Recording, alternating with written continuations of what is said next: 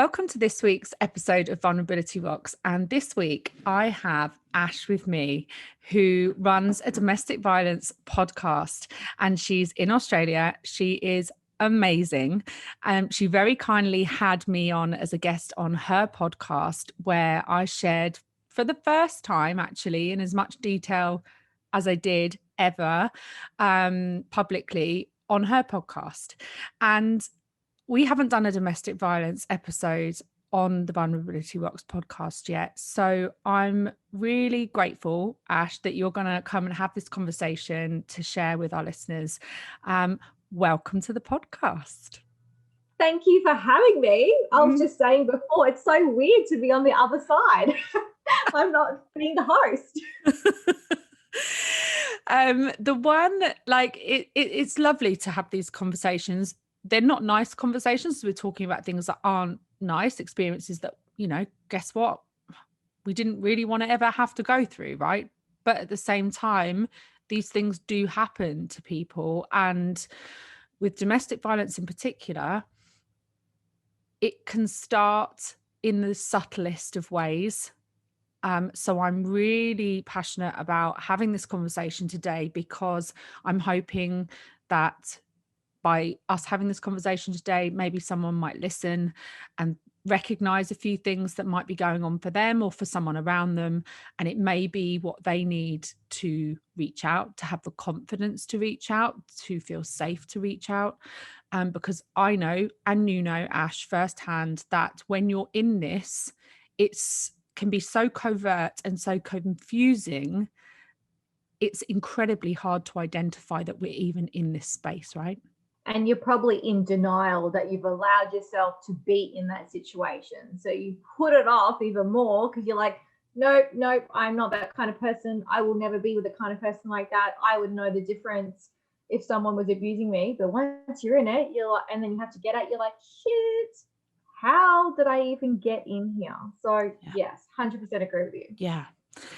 So let's start. First of all, before we dive into your story, tell me about you. Tell me about Ash. Who's Ash? Where are you from? What's life like currently for you now? And then we'll kind of go back and we'll talk about your story. Yeah, no worries. So now I call myself a domestic violence thriver.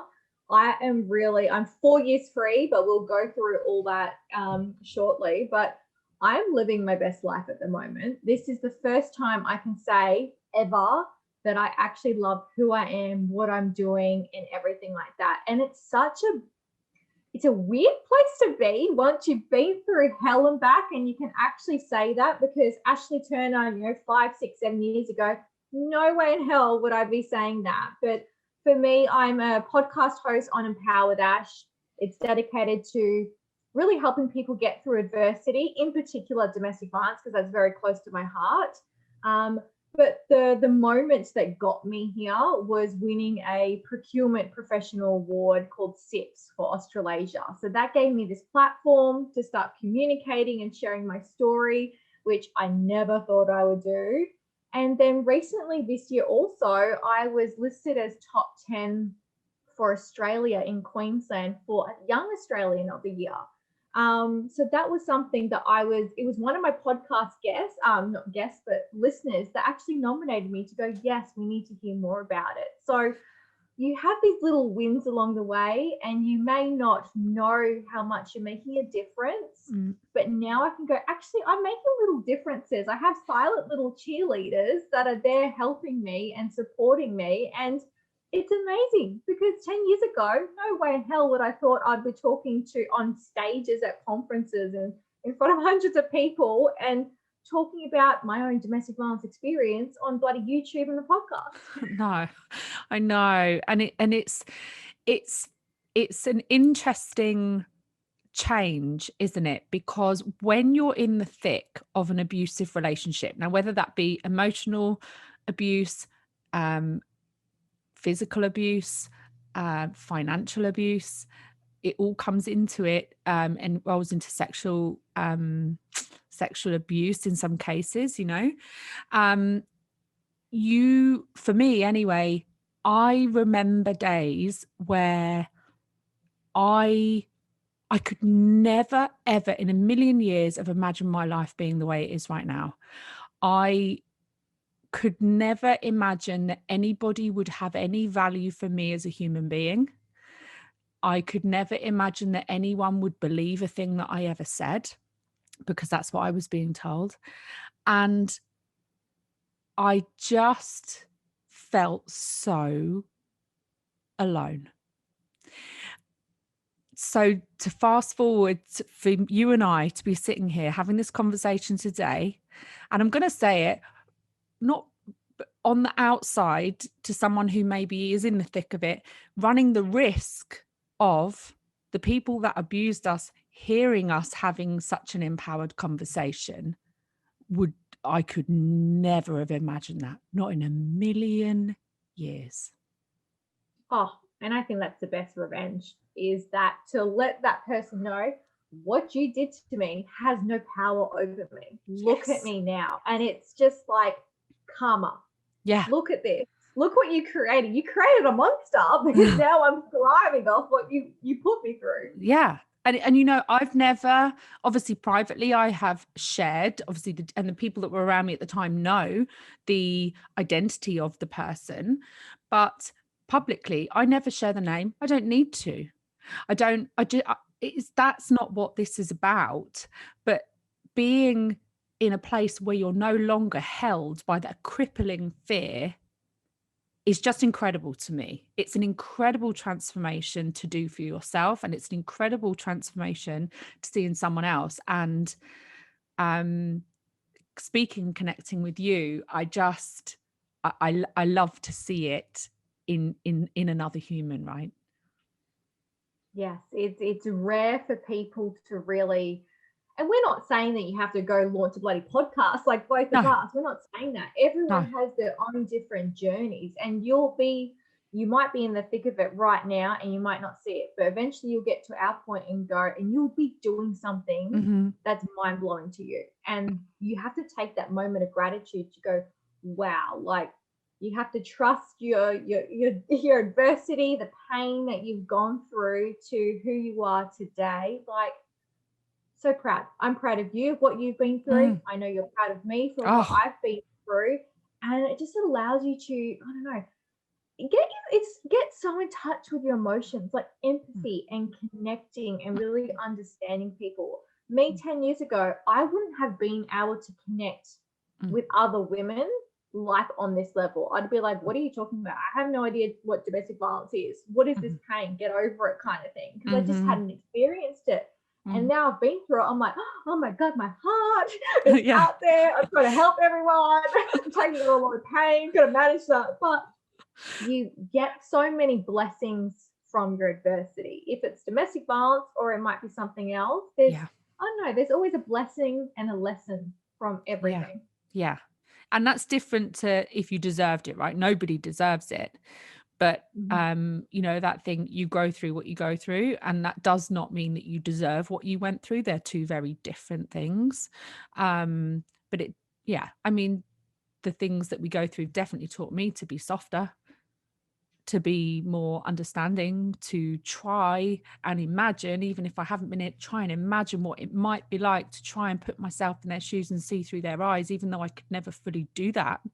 But to try and imagine helps you to start to be empathetic, right? And that's kind of the start. So let's talk about your journey.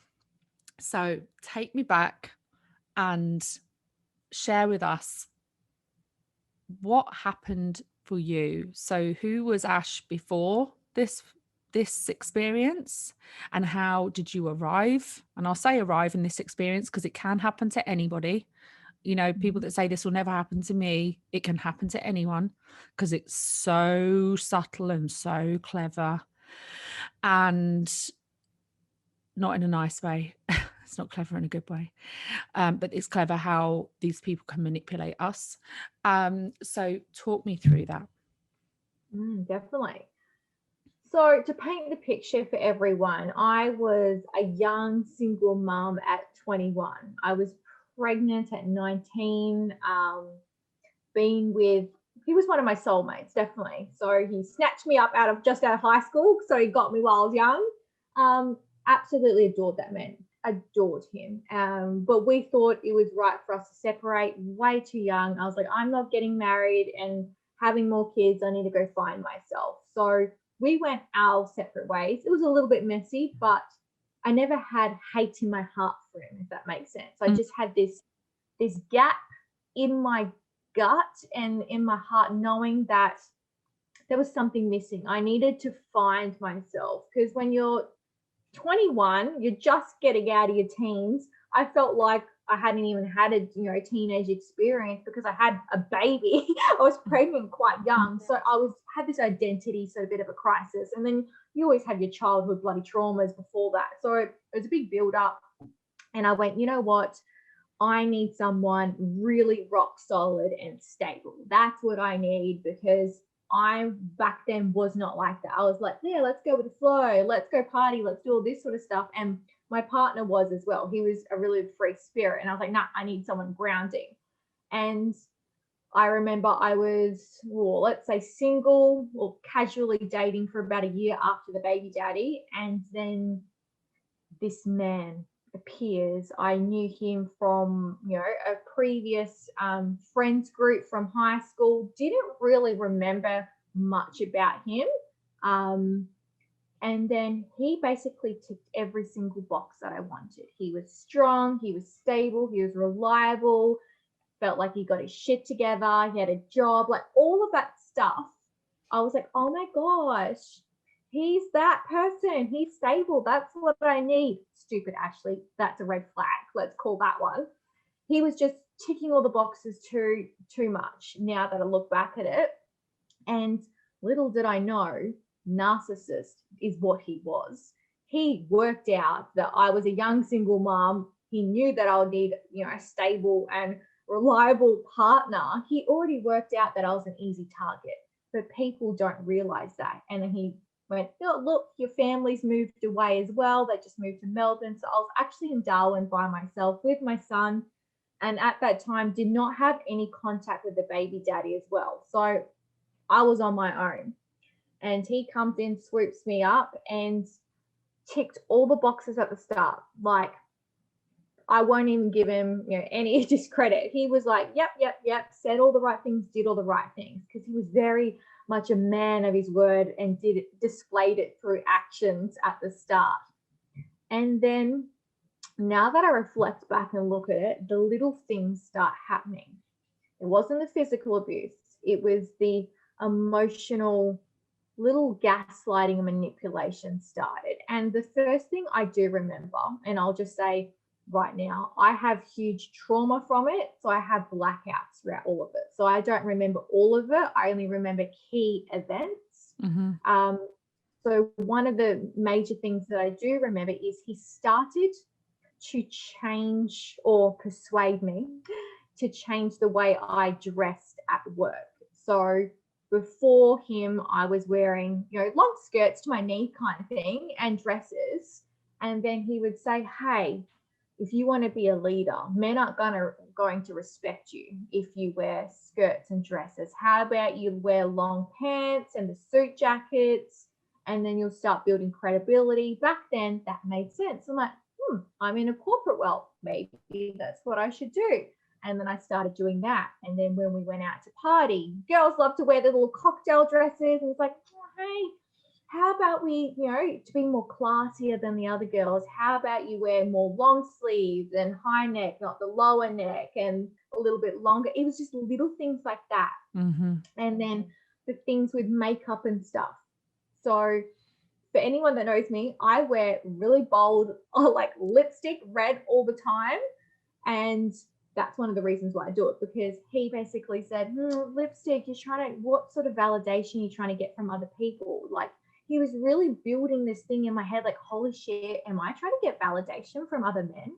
Is that why I wear certain clothes and makeup and stuff like that? And when you're young and you're still trying to find yourself, and you think that you have found a strong, intelligent, smart person, you're like, okay, maybe he's got a point. Maybe I am trying to seek validation from other men. Maybe I am, don't know. So I started changing all these little things. And then I was in this situation where I had to move out of my current house, and he can't remember, but some excuse for him to move in. Therefore, he was able to isolate me from friends. Can't remember what happened, but he ended up moving in with me, which terrified me because it wasn't long. We weren't dating within maybe a year, and he decided he wanted to move in with me. And then that's when it all started happening, that he had me lock and key kind of thing. But I remember there was one event before I moved in with him, and I posted something on Snapchat. I think I was in one of my mate's cars, and he had like a cool convertible, and it was like old school, and I was like, oh my gosh, can you take me for a spin? How cool is that? And he took me for a spin in it. And then I remember I walked into his apartment, and the first thing that happened is he pushes me, like just throws me into the fridge. And I was like, what did you just do? Why the are you posting that shit on Snapchat? Everyone thinks you're probably sleeping with a bloke, rah, rah, rah. I didn't even register what he physically did to me. That was my number one sign of the physical abuse. I didn't register that because he was like yelling at me about all this stuff, and I was freaking out going, oh my gosh, what have I done? That was not my intention. And I was more focused on his emotional needs, because he knew if he acted so emotional, I'm someone that's like, oh my God, you're in pain, let me help you. So didn't even register that what happened. And then when we started living together, that's when the real gaslighting started happening, getting into my head, telling me like I'm worthless, or my ex-girlfriend was better than you than this, all those little things. Yeah. And it's just things that tear you apart as a woman, like things that you don't, not even a woman, like any person, you don't want to hear that you're a piece of shit and that you're not smart and you're not going to go anywhere in life and you will never succeed. Like, no one will ever want you after me, so why bother looking? Like little things like that. And then you start believing it. That's the worst thing about anything, is you start believing those horrible words.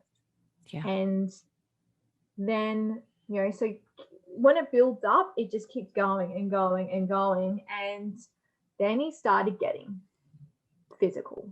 Like, little did I know that he was actually on ice. And I didn't have any exposure to drugs growing up. So I had no idea what the signs were, nothing. I was going in blind. So he would have moments where he was so cool, calm, collected. And that's when he was on the ice. He was calm when he was on it. When he was off it, holy shit, that man, that temper, everything would just rage. And that's when he would start taking it out on me. And I remember there was this one event where I don't know what caused it, but he ended up like pinning me up against this wall, one hand, so high up. And then he starts laughing in my face while I'm trying to scream. And he says, look how strong I am. I could kill you right now. And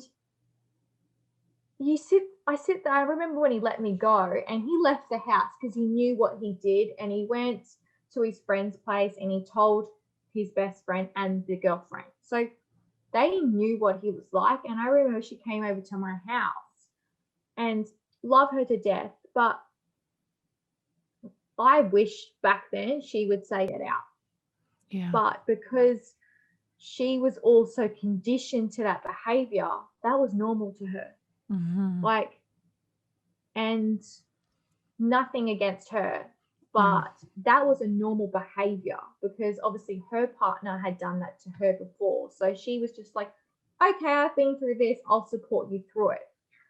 When I wish she went, get out. Like, I can't get out, you get out. And it just didn't happen that way. So there was events like that always happening. And I remember when he started putting tracking spy software on my phone and my laptop. So this bloke was literally, he knew everything that I was doing, where I was going, who I was texting, everything. And I had no idea until one day he slipped up and he said something that I had messaged that day that I hadn't told him.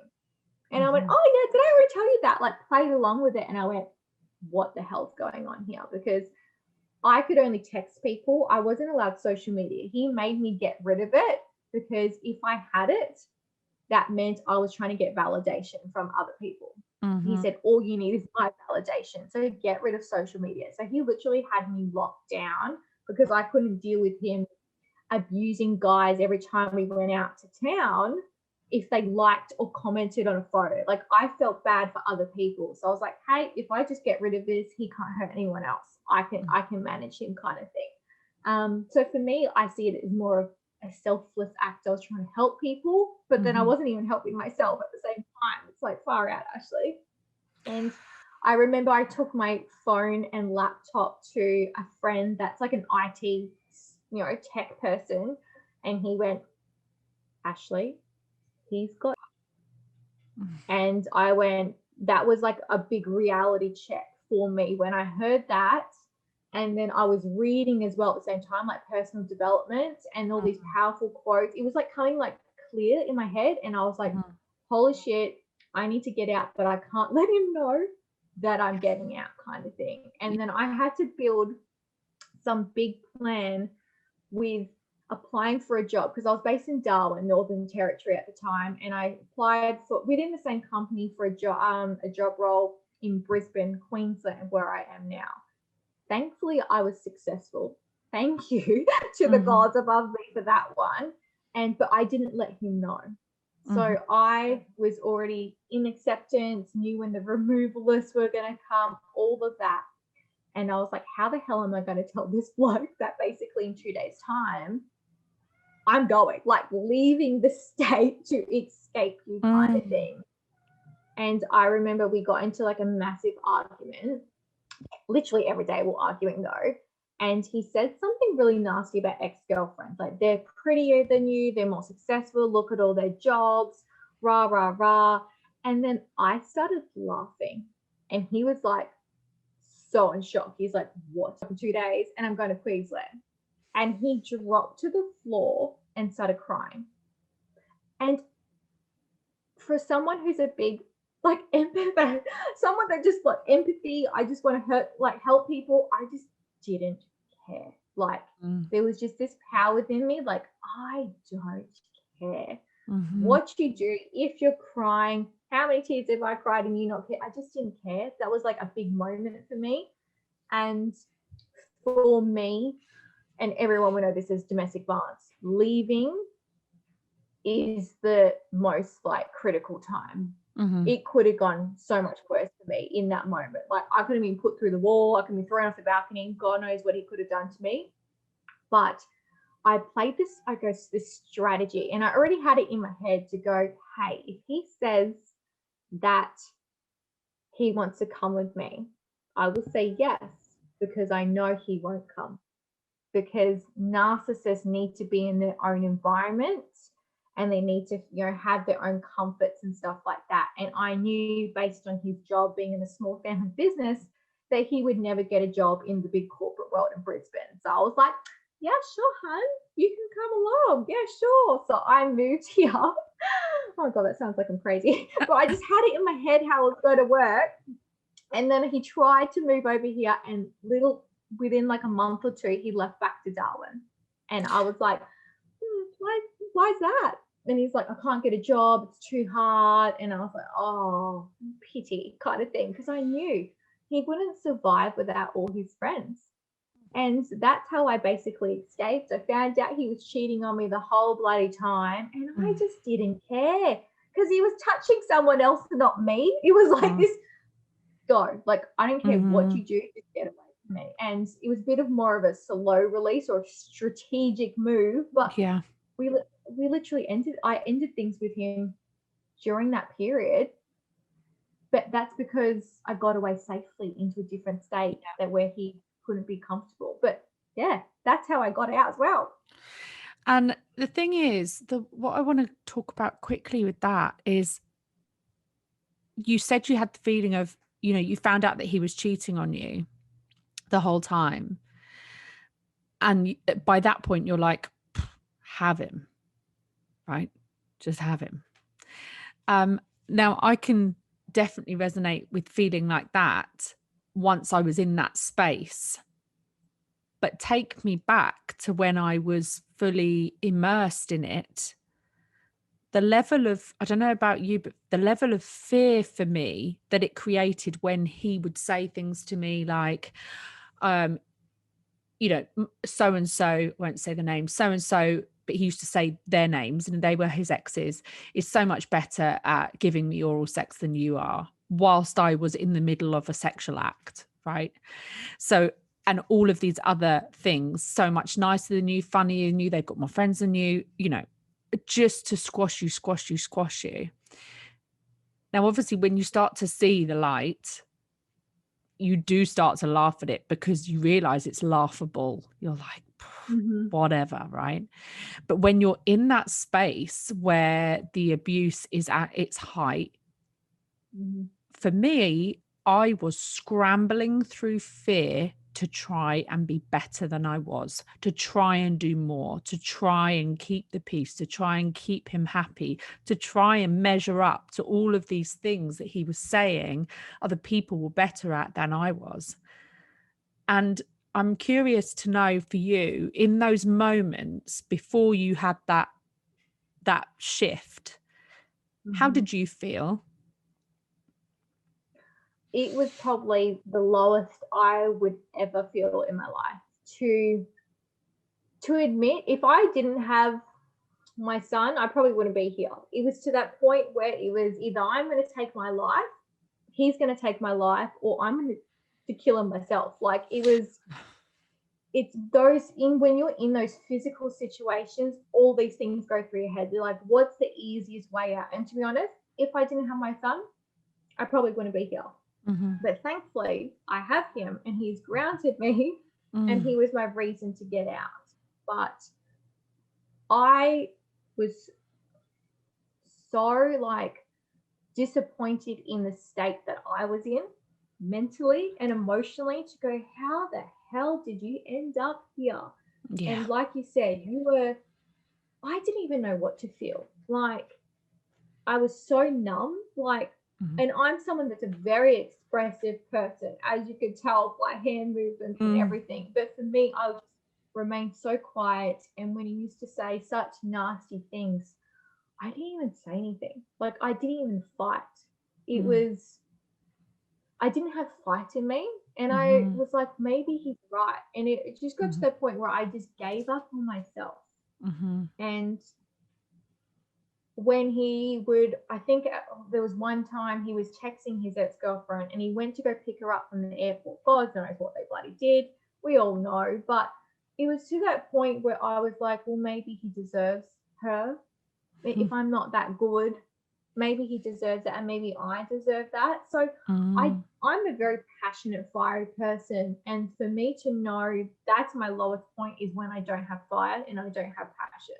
And throughout that, I was miserable, like the most miserable a person could be. And you're spinning out of control. Like you get anxiety just by living with them because there's like eggshells. You don't know how they're going to act. You don't know how to respond. You can't escape. It'll get worse. Like there's so much pressure on you in those situations. And I didn't tell anyone. Like I literally didn't tell anyone until I was in Brisbane and I said I broke up with him, but I never told anyone what happened until my podcast.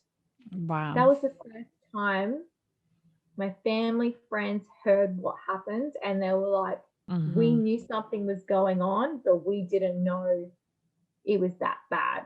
And I just think it's the worst for any survivor, as a woman in particular, and I can only speak to that because I have a woman, but just when you feel like you're not worthy and you are literally scum on the earth, you're like, where do I go? Like, what is there worth living for if this person that you supposedly love thinks of you like that Well, and sees and you. supposedly loves you more than anyone could ever love you, and no one's ever going to love you as much as I do. How could I don't someone think that you says love those me. things Yes, do that to me, right? it's so Yeah. conflicting. Because if they love me as much as they say they do, and you believe it, right? This person loves me more than anyone could ever love me. And I don't know for you, but like there was this narrative that was built around, like you say, right?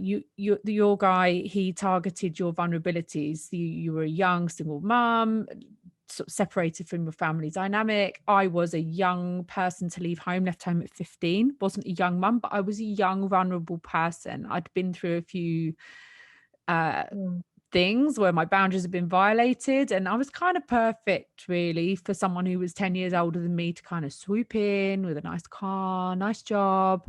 And I'm like, wow, like I can't believe this person's chosen me, like this girl with all the problems who's not really that great and not really that cool, and like he's so cool, and wow, like and and not in a gold digging way at all, because it wasn't like about money, but just as in, how can someone so together choose someone like me? That Yes. must mean that I need to work super hard at this. And so that's kind of the start at the very beginning. That's kind of already there.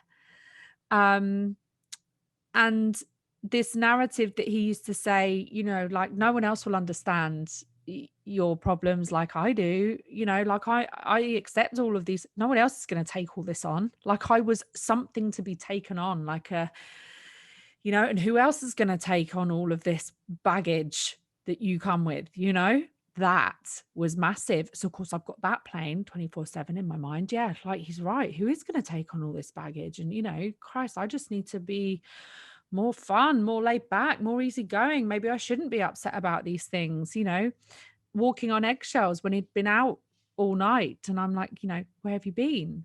But then all of a sudden I'm the bad person for asking him why he's not been where he said he was going to be when he was clearly with someone else. And it's like, well, but you end up apologizing. I did. Apologizing for asking the wrong questions, for upsetting him, for questioning him, for doubting him. He even managed to convince me that I'd had an affair with someone. And I even remember, because he gave me an STD, and I remember thinking, oh, and he went mad. Well, where have you been? Who have you been with? And I'm thinking, oh my God, where have I been? Who have I been with? It gets to that point. It's just off the charts when you look back, off the charts, kind of bonkers. And people who haven't been in these situations, I often hear them say, but how can they not know? How can they not just get out? How can they not see it? I don't get it. I don't get why they wouldn't just leave. And I really don't think, unless you've been in it, you do get it fully. And like you, I've had one of my longest, closest friends come to me. I wrote a blog on this and just a short blog on how it starts small. Domestic and emotional abuse starts small. Very rarely starts big, right? You don't meet someone, they punch you in the face, you fall in love, you move in with them, right? This isn't how this stuff goes down. It starts subtle, right? And it starts with a fairy tale. That's how it starts generally. It starts with the fairy tale. And if someone just walked up to you in the street, punched you in the face and said, let's live happily ever after, I'm pretty sure most people would say, no, thank you. But these relationships don't start like that, right? It's not how it goes, guys. That's not the script. It starts with the fairy tale, and for a lot of people. And it's just, one of my friends said to me when I wrote that blog, she sent a message and she said, did you not have any friends you could reach out to? And my answer to that is, not that I believed that I could reach out to. So this is no reflection on the friends around the people in this situation. It's no shortcoming of the friends either. It's not because the friends around us are bad friends. Quite often the person in the middle of it doesn't believe it's an option, doesn't believe it's happening to them, doesn't know how to articulate what's happening to them because it's such a head scramble. and I'm also, I'm just aware that the people around people that have been in these situations might feel the weight of some sort of responsibility, some sort of, was I a bad friend then because I didn't see this, and I was still seeing you throughout this from time to time. I was seeing you, but the person in it may not have the tools or the wherewithal to be able to communicate the full extent of what's going on until they're out of it as well. Well, I didn't know that what I went through was domestic violence until maybe 6 months to a year after I left. Then I pretty much ignored it after I escaped. I was like, yeah, that's right, done. And then I was like, I need to heal. And I had to research and Google what happened. I was like, this is how I used to behave. And that's when I learned about narcissistic gaslighting. Like, I actually had no idea what I went through with domestic violence until I got out and actually learned myself. And I had a good talk with one of my guy mates who was part of the journey, and then I cut off most of my friends, and they were like, what's wrong with Ashley? She's so horrible. Said all these nasty names. Fine. I wanted them to hate me because that was my way of protecting them. He wasn't going to go hit another girl, but he could easily go start a fight with one of my guy mates, and I had a lot of them. So I literally cut them off. And then when he heard about my story, he's like, it makes sense why you did what you did, because you're so protective of other people. You always put others before yourself. That's why you cut us all off. And I was like, I did it to help you guys. Even though I hadn't registered what it was that I was going through. I just went, there's something going on, I've got to get rid of it. So sometimes you don't even know until you're out what the hell you went through. No, you don't. And I definitely didn't. And my experience was when I was 19 years old. So, I mean, that's 20 years ago. And smartphones weren't a thing, right? Jumping on Google wasn't a thing. And I really had no clue what was happening to me. And when some of the abuse was taking place, he was like, cleverly hitting the tops of my thighs, around my abdomen, around the back of my head, around the back of my neck. So it was places where it couldn't be seen, or strangling me to the point that he just let go just in enough time, So it was never, I could never define it as, I suppose I had seen images of women with a black eye. I had seen those images, right? And that does happen, but that wasn't my story. So I wasn't walking around with a big black eye. I hadn't been at the point I was put in hospital. So, and these things happen and they're super serious, but because it was always just to the edge of that, I couldn't put myself in any kind of, and it sounds crazy, danger. Like, I didn't see the very real danger that I was in because it hadn't quite got to that point yet. So maybe if I hadn't made him so angry, that wouldn't have happened. So it's probably my fault anyway, right? Because I've just angered the beast. And it's just and it's so hard to see when you're in it. And I definitely didn't understand the full extent of it till way after. And they're smart with the physical, because mine never hurt me that much that I would bruise. He would throw me around. But I knew that he would never do that harm to me so people could see, because narcissists have this mask on when they go in public. So they're so charming and they're the moral person and such a gentleman. So he had this story and tale to keep up, this persona.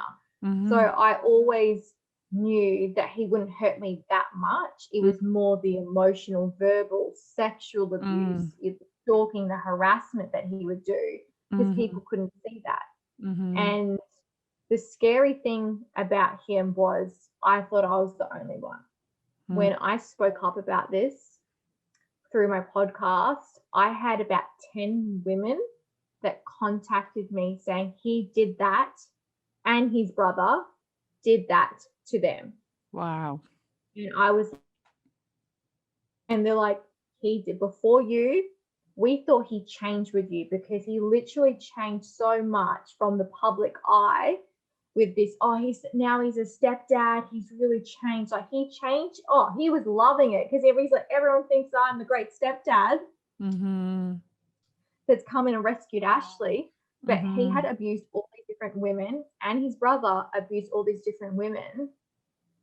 And you're like, and I thought I was the only one. I'm just the only one that's had the courage to speak up about it, to then hopefully allow everyone in Darwin know who he is and to avoid him. And I've even had some male friends that were friends of his, or still are probably, send photos of my Instagram and my YouTube video to these girls that he's been seeing and gone, before you date him, watch this. And I'm like, oh my gosh, are you serious? And they send me that. And I'm like, I'm proud that people want to help. They know who he is, and they want to help these other women. And I'm just hoping that me speaking up about it stops him from doing it to other women. Like, I hope it's been a reality check. Knowing him, he's probably like, I don't know what she's talking about. She's lying. Yeah. That's probably the story he's telling. But I really hope deep down he's gone podcast too, talking about their experience with the same man. It's and you're right. Like, I remember when I first started dating this person, there was a girl ringing him and ringing him and ringing him and ringing him. And the story I got was, she's crazy. She's my crazy ex. She's my crazy ex. She's my crazy ex. And of course, that's a red flag as well, everyone. yeah. Notepad and pen. But like, I now realize that in some other woman's story, I will be, she's the crazy ex-girlfriend. But the truth was, I was the person he was living with. I was the person he was supposed to be in a full-time relationship. I was also the person he was coming home and hitting. I was also the person that he was coming home and telling me that my sexual performance wasn't good enough, that putting drugs in my food. I was that same crazy girlfriend ringing to see where my partner was and why he hadn't come home, because guess what? He was living triple, quadruple, quintuplet lives. I don't even think they lead double lives. I think it's just, I mean, I dread to think how many lives and how many faces are actually displayed. It's probably, maybe I don't even want to go there, but it's a lot, probably more than 2. Yeah, it will be.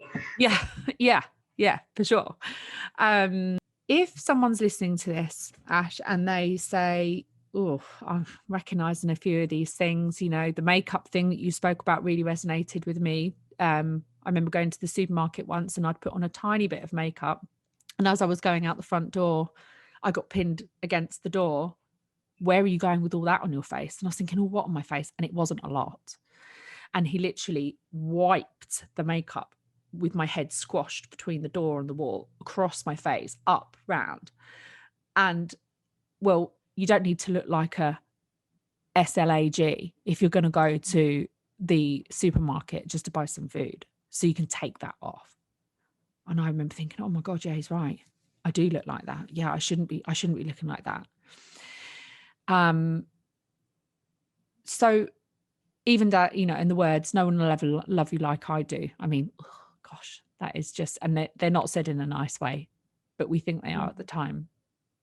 If anyone's listening to this and they're thinking, yikes, I can recognize a few of these things, what would be your advice to them, apart from the obvious get out? But like, because it's not always that easy, right?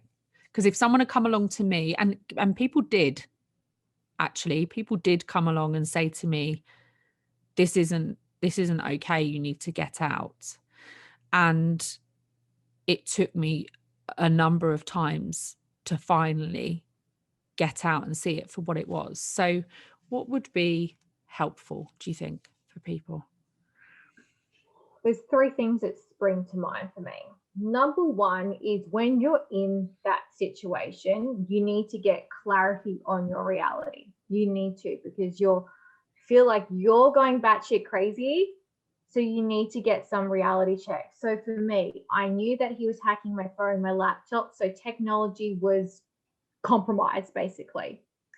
So what I did at work is I started journaling the arguments, the things that he would say, his behaviors, his energy, his moods. I really started documenting it. And it was obviously my instinct kicking in, going, document this. And then I would reflect, write down the heavy argument and events that I thought I was wrong.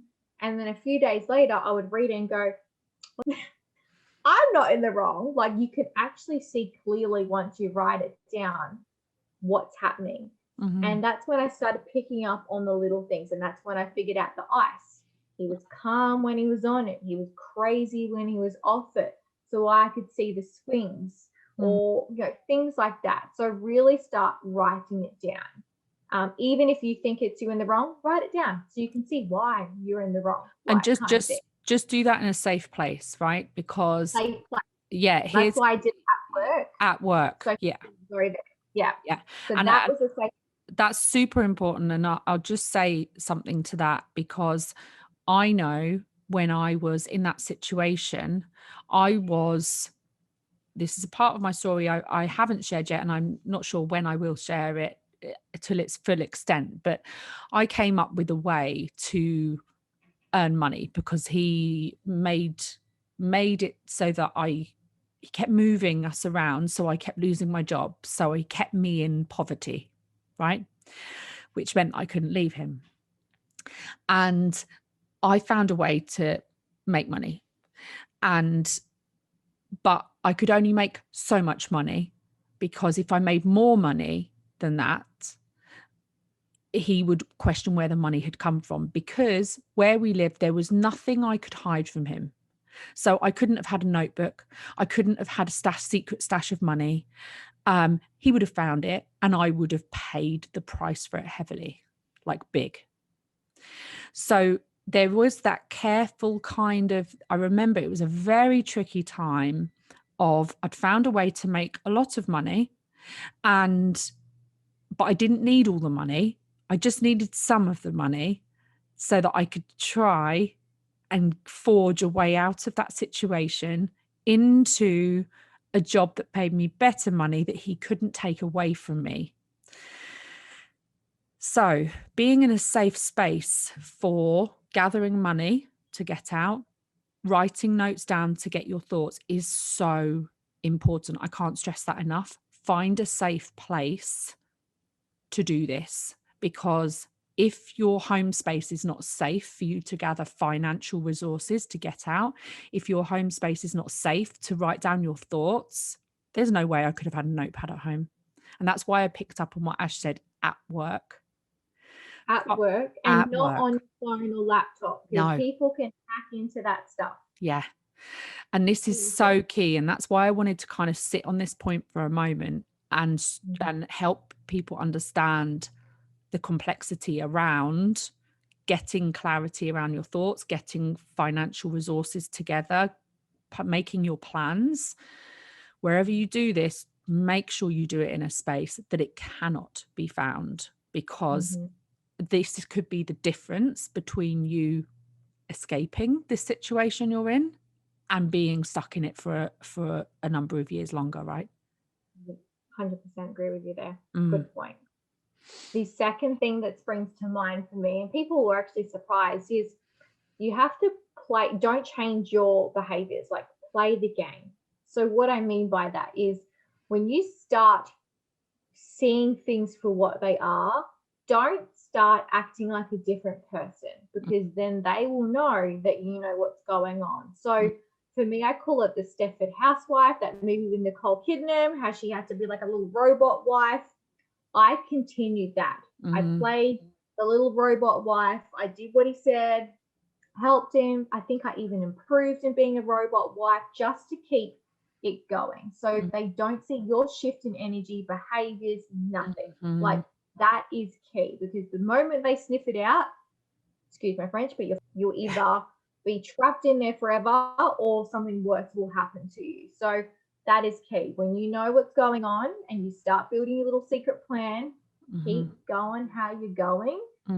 That's key.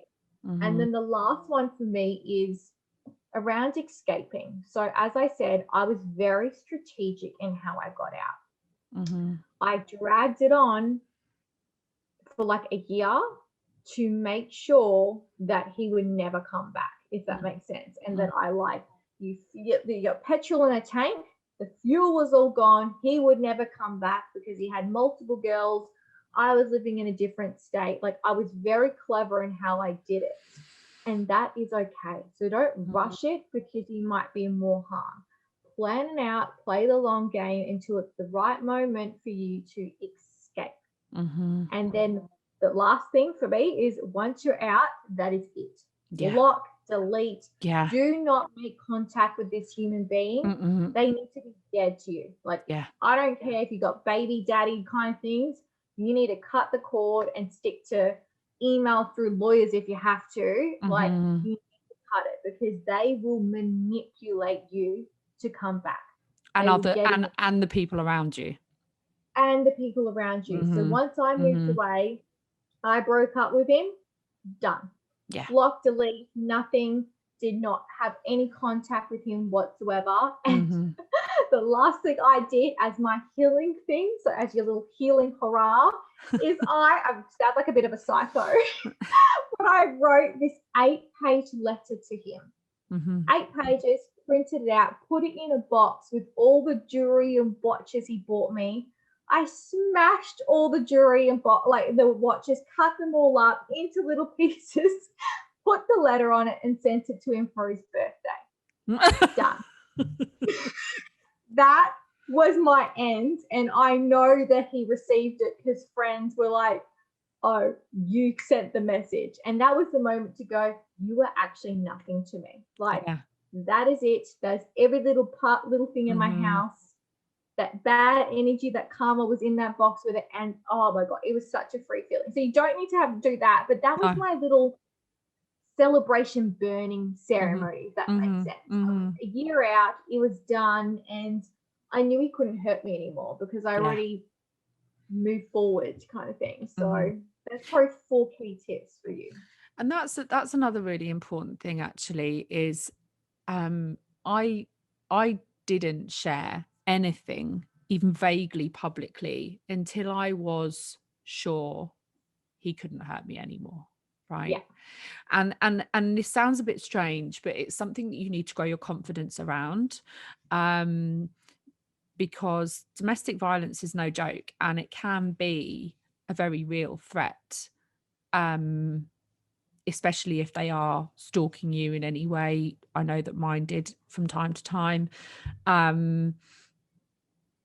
So yeah, safety is key throughout all of this. And there are lots of charities in lots of different countries that will assist you in safe spaces if you need them. So if you're listening to this today, it's not a one-time, I'm going to take loads of action in 24 hours and fix this. Sadly, we can certainly make a good start. We can start to get clarity, but we generally have to make sure that whatever we're doing is safe and that we do it in a safe way. And we have the right support around us to do it, or we've been strategic enough to do it in a way where it kind of dissipates and the distance grows, or you get yourself out and you get yourself with a refuge, with a women's help charity, and they will assist you in being safe. So I will link some links for the countries that I have links to, and maybe you could, if you've got some links, Ash, I'll put these in the notes of the show notes as well, because it's a delicate operation, right? Extracting yourself from something like this. So it's just, I want people to do this safely and not to bring any more risk to themselves, because it's a very real thing. And I think it's a really important point that you said, publicly sharing this stuff. It took me 2 years after it that then I shared my story. So I didn't go overnight, oh, he did this to me. Like I said, it took me a year to realize really what happened, a year for me to heal. And then I went, you know what? Now I can share my truth, kind of thing. So don't feel the pressure to tell anyone. And as I said, I didn't tell anyone until 2 years afterwards what happened. And you're It's right. Like sometimes you don't even realize it's happened. I didn't share anything publicly for, gosh, nearly 20 years, like 18 years after it actually happened. If I actually shared it publicly, I've shared things about my mental health publicly before. But it took a number of years for me to even realize the full extent of what had happened to me. It took me being in another relationship and that person turning around and saying to me, I'm never going to do that with you, Emma. And I'll be like, what do you mean? And they're like, that's not normal. That's not okay. Where has this happened to you? So it came out like from me in like a drip feed, because I would then try and I'd be asking permission for things. And he'd be like, why are you asking me for permission? And then it was like, oh, pennies dropping. So, oh, okay, that's not normal. I don't have to ask permission. I don't have to, wow. And that happened over a number of years for me to really see the full extent of what had gone on. I love that we have different stories with that. When you've gone into another relationship after it and really rediscovered it. When I'm basically a nun, I'm the Virgin Mary again. I'm what, 3 years free or so. And I have not dated, not a single date, nothing like that, because I needed just to date myself and heal and just work on myself. So for people, it's okay to take time off, and it's okay if you are ready to date again. I had no idea. You had no idea. So No. you had no idea what's going on. And No. I'm glad you did. It helped you open your eyes to that. Yeah, like I didn't really know that I had anything to heal from. I knew it was a bit mad, like, oh God, whatever's happened there was probably not cool, but I couldn't put a label on it, and I didn't really understand the full extent of it. And I definitely walked into that next relationship completely wounded without knowing. And it's only when I was then doing things and this person was like, why are you asking me that? And why are you worried about that? And I'd be like, oh. And it was just little by little, like these little pennies of, oh, over years, or doing things sexually and this person not being how, and I'd be like, well, this is weird. And he'd be like, Emma, I'm not going to do that with you. And I'd be like, well, why? And he's like, because it's not okay. I'd be like, oh, okay. So I mean, you can really, there was for me a complete lack of awareness. I knew that whatever I'd been through was a bit wild. But it wasn't until I got into a different arena. And I mean, God bless this next relationship of mine for sticking with me, because he must be thinking, what is she talking about? And probably she is a bit nuts, because the stuff she's coming to me with is not normal. So I mean, thank you for sticking with me. But I'm not with him now, but I was with him a long time, and goodness knows what he must have thought with some of the things I was coming out with. Thank goodness he was just so kind of like level. I could have very easily gone into another relationship with someone who would have abused me. I didn't. I just went into thank goodness this person was so stable. He just kept kind of coming back to me going, I'm not going to do that. That's not cool. And I'm like, okay, cool. Wow. And I used to sit there like go away thinking, what does he mean? Yeah. But so it comes out in people in different ways. For me, it took years to understand what had really happened. And I think another thing, a good point that people don't really talk about enough, is side effects.